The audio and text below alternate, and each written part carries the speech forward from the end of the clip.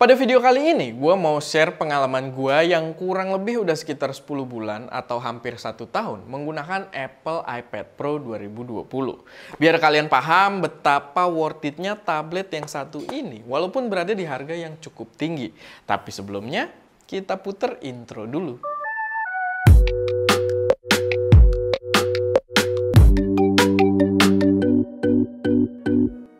Halo semuanya, selamat datang di channel Nyanteh dengan gue Erwin, dimana pada channel ini kita akan membahas tentang berbagai hal yang berkaitan dengan teknologi. So, kalau kalian tertarik dengan hal tersebut, gak perlu ragu, langsung aja subscribe dan ubah tombol notifikasinya ke mode all, biar gak ketinggalan update-update terbaru dari kita. So, kayak yang udah gue bilang, pada video ini gue akan membagikan pengalaman gue setelah menggunakan iPad Pro 2020. Yang versi 11 inch. Dimana menurut gua ini pembahasan yang menarik karena iPad juga lagi rame karena yang versi terbaru itu hadir dengan SoC M1 dan beberapa generasi sebelumnya termasuk iPad gua ini harganya udah turun secara signifikan.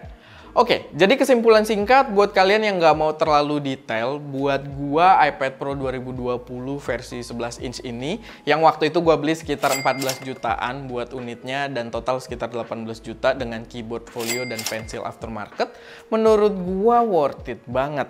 Karena dengan adanya iPad ini, percaya atau enggak, produktivitas gua meningkat jauh. Mungkin bisa dibilang meningkat lebih dari 100%. Nah, kalau mau tahu kenapa bisa, pastiin kalian ikutin video ini sampai habis. Sama sebelum lanjut, gue juga mau kasih tahu kalau kita punya server Discord, gabungan Esteh dan juga Nyanteh. Dan di sana kita bisa diskusiin berbagai hal yang berkaitan dengan teknologi atau dunia konten kreatif. So, kalau kalian tertarik, langsung aja cek linknya ada di deskripsi.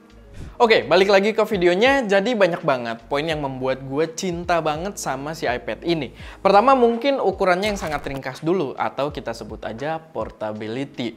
Karena ini memang key feature yang akan bersinggungan dengan pembahasan-pembahasan lainnya, tapi intinya ukuran iPad Pro 11 inch ini menurut gue adalah ukuran sweet spot, dan ukuran ini memberi portabilitas yang luar biasa. Dia bisa dibawa pakai sling bag doang dengan bobot yang juga terbilang ringan.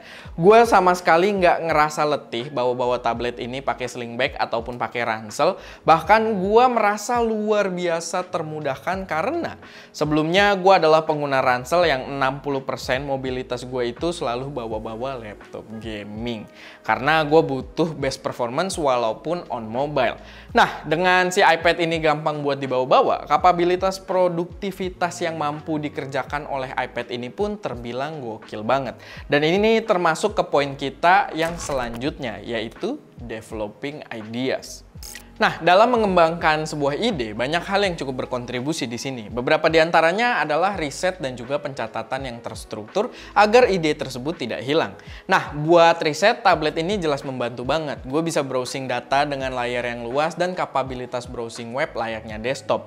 Lalu berbagai data yang gue dapatkan dan ide-ide yang tercipta di kepala gue yang pengen gue tuangkan ke dalam video review gue, itu biasanya gue susun ke dalam sebuah aplikasi bernama Craft. Ini adalah aplikasi note favorit gue saat ini karena konten di dalamnya menurut gue itu cukup terstruktur dan bisa terlihat rapih serta profesional secara effortless.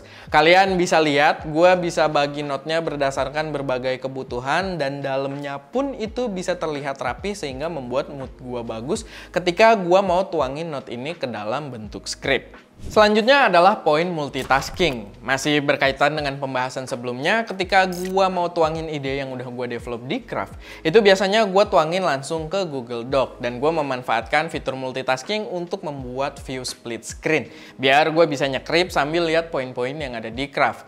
Di sini juga asik karena porsi layarnya juga bisa kita atur dan di samping itu kita bisa punya extra app lagi yang bisa diletakkan secara floating dan bisa kita umpetin biar nggak mengganggu tampilan app yang lainnya atau yang lagi kita gunain di mode split screen tadi. Dan menurut gua ini cocok banget kayak buat Spotify atau app-app pendukung lainnya. Kenapa gua bilang app-app pendukung lainnya? Karena pada floating app ini kalian juga bisa nyimpen beberapa aplikasi sekaligus yang bisa diakses secara cepat dan ini sangat-sangat membantu. Selanjutnya adalah poin soal entertainment, dan di bagian ini kita akan membahas dua hal penting, yaitu adalah media consumption dan juga gaming.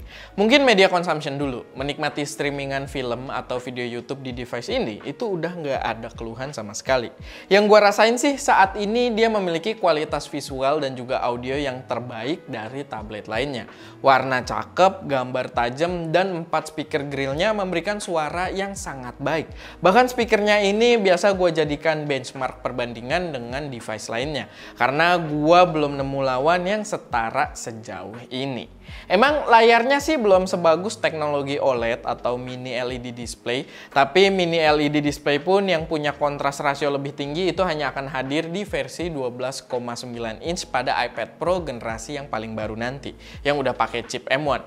Dan buat gua ukuran tersebut udah nggak masuk dengan kebutuhan gua. So di ukuran 11 inch, Liquid Retina display ini masih menjadi display yang terbaik, paling enggak yang pernah gua coba. Lalu selanjutnya buat gaming, mungkin perlu dicatat dulu kalau gua bukanlah seorang gamer yang cukup intens. Gua bisa dikategorikan sebagai casual gamer aja, dimana gua main game cuma saat waktu luang dan saat mengetes sebuah device aja. Tapi di sini gua doyan banget main COD Mobile, dan dari segi performance nggak pernah ada masalah sama sekali. Untuk COD Mobile gua pernah main lama banget sama si Aldi dan juga si Al, karena buat ngabisin waktu juga itu gua main sekitar 3 jam lebih secara continuous, dan iPad ini terus memberikan performa gaming yang maksimal. Untuk panas, gua sih merasa iPad ini memang berasa jadi anget kalau emang main yang lama banget kayak 3 jam tadi, tapi sama sekali nggak mengganggu experience gua saat bermain. Mungkin karena gua pakai Folio keyboard juga kali, jadi bagian belakangnya nggak kesentuh secara langsung juga. Tapi soal performance udah cakep banget, gambar juga cakep, dan suara juga cukup imersif. Gua bisa denger arah tembakan musuh walaupun gua main nggak pakai earphone, cuma pakai speaker bawaan aja. Mungkin karena positioningnya memang ada 4 speaker, jadi cukup tergambarkan dari mana musuh menembak. Oke, lanjut lagi ke poin selanjutnya, dan ini adalah creative production. Sesuai dengan namanya, tablet ini bisa mengerjakan banyak task-task yang berkaitan dengan konten kreatif. Gua bisa desain beberapa kebutuhan grafis yang simple dengan Canva, gua bisa editing foto secara profesional dengan Adobe Lightroom, dan Photoshop Mobile, dan gua bisa editing full 4K video timeline dengan LumaFusion. Semuanya berjalan dengan sangat lancar, dan keseluruhan experience-nya juga diperkuat dengan layarnya yang udah berada di kelas profesional dengan color accuracy yang udah sangat baik. Bahkan layarnya ini udah punya color space P3, sehingga buat editing foto, video, desain grafis itu udah cakep banget dan sangat reliable. Gue suka salah ngomong di situ, jadi maafin aja.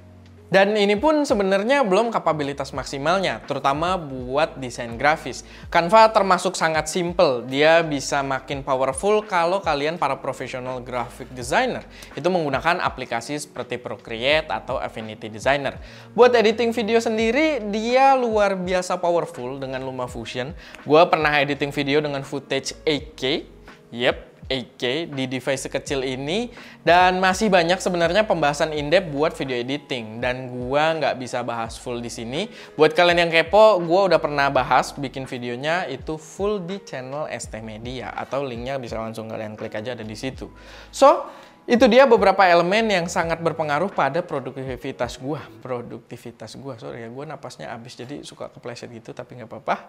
Makin ke akhir video, seperti yang kalian tonton tadi, kita makin membahas experience dan performance-nya yang gokil, yang pada beberapa poin bahkan bisa dikatakan mengalahkan sebuah laptop di harga yang sama.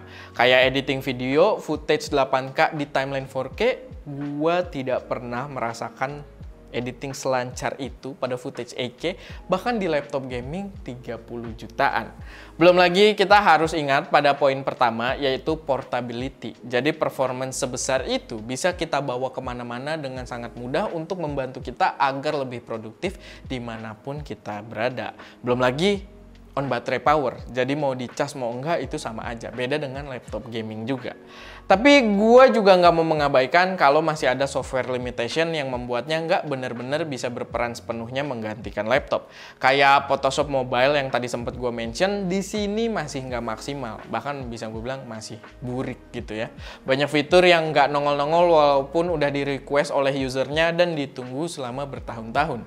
Dan video editing pun pastinya walaupun cukup powerful tapi nggak seleluasa aplikasi desktop yang punya settingan lebih luas dengan variasi plugin yang banyak untuk kita pilih.